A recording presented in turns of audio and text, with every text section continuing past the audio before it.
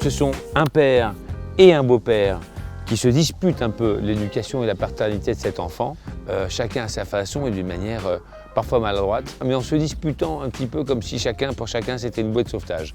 Et donc j'ai revécu à pas mal d'années de distance ce sentiment étrange de la paternité. On se retrouve parfois démunis et courageux, et parfois on commet des erreurs, on fait des choses formidables avec un enfant.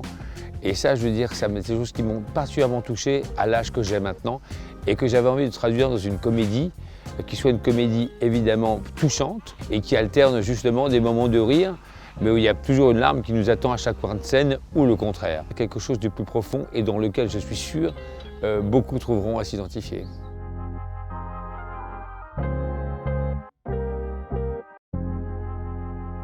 C'est un beau personnage, c'est un personnage très humain, c'est à la fois une comédie et en même temps un film assez grave et émouvant.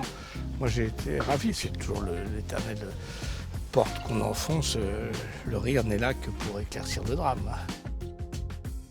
Ça fait mon 4e film avec Junio et moi je suis très impressionné aussi par le travail qu'on vient de faire avec Kev Adams. Moi j'adore travailler avec la jeune génération. Là je tourne avec Kev.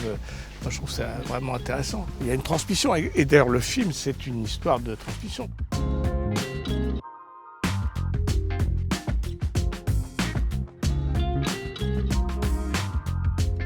L'équipe, c'est des amours, elles sont adorables, je m'entends avec tout le monde. La région, on a été accueillis, vraiment c'est génial.